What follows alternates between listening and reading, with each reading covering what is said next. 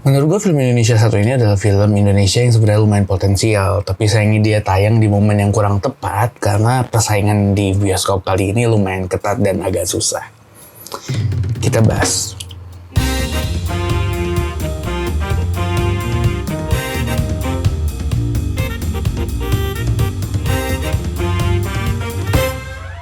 Halo semuanya, selamat datang di jurnal film gue yang lainnya dan selamat datang di channel Iraswi Kesana. Dan kali ini gue pengen ngomongin soal film lainnya dari Visinema dan Angga Dwi Masa Songko dengan judul Heartbreak Motel.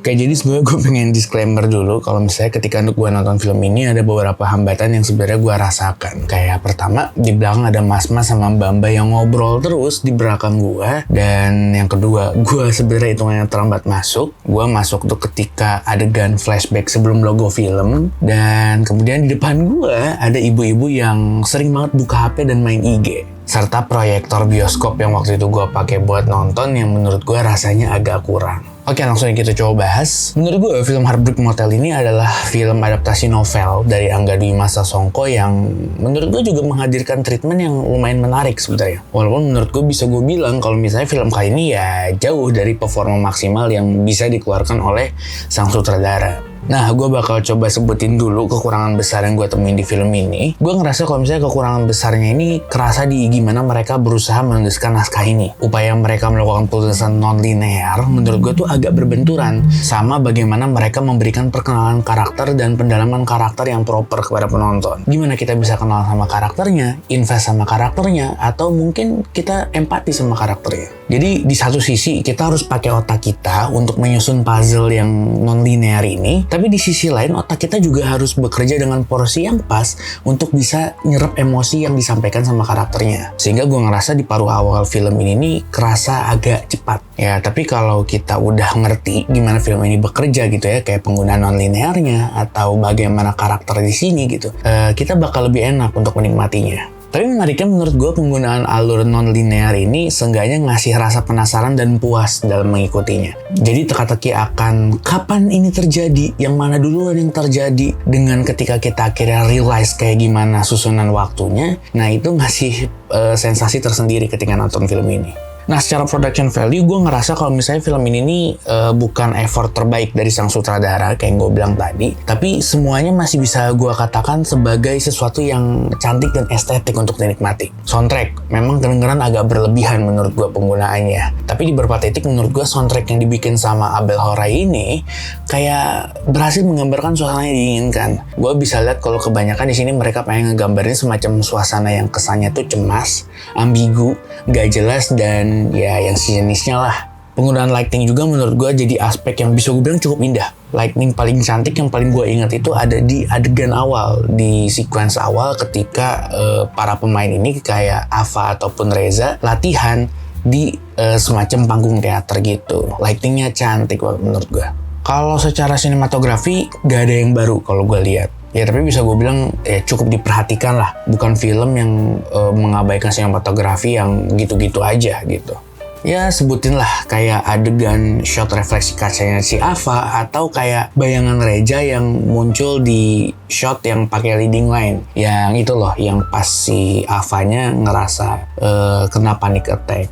Nah, kalau kita geser ke kamera movement, menurut gue kamera movement di film ini cukup intens. Dan kamera movement yang paling gue suka itu sebenarnya adalah adegan ketika si Ava crack di ruang rias di babak pertengahan menjelang akhir. Kalau kalian lihat di situ, bukan cuman kameranya yang bergerak, bahkan satu set ikut berubah untuk ngegambarin Ava yang ngerasa kayak desak gitu. Dan gue ketika nonton ngerasa yang sampai kayak gitu, karena menurut gue treatment yang kayak gitu untuk film Indonesia, apalagi ini adalah adaptasi novel yang mohon maaf kesannya kan kalau mau dibandingin sama film lain tuh kan kayak nggak seidealis itu gitu. Tapi tetap ada treatment yang seperti itu dan menurut gue itu menarik banget. Nah, production value secara sinematografi dan sebagainya yang gue sebutin tadi menurut gue juga didukung oleh set yang menurut gue hampir semuanya artistik. Kayak tempat geladinya Ken Arok sama Ken Dedes yang ruang teater itu tadi. Abis itu of course latar utama di film ini hotel di film ini. Bahkan menurut gue set syutingnya yang pas syuting Ken Arok Ken Dedes yang menurut gue itu menarik banget.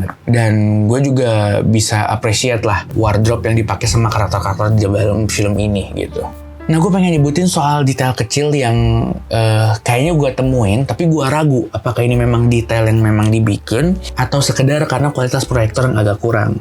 Nah, jadi di sini gue ngelihat kalau misalnya kamera yang dipakai dalam POV Ava dan POV Maya serta flashback itu tuh punya resolusi yang beda-beda. Kayak POV Ava itu gue lihat kerasa tajam dan jelas. Sedangkan kalau POV-nya Maya menurut gue kerasa agak buram dan agak dreamy. Bahkan kalau yang flashback gue lihat ini terlalu grand apa gimana gitu. Grand tuh dalam artian ada kayak semut-semut gitu.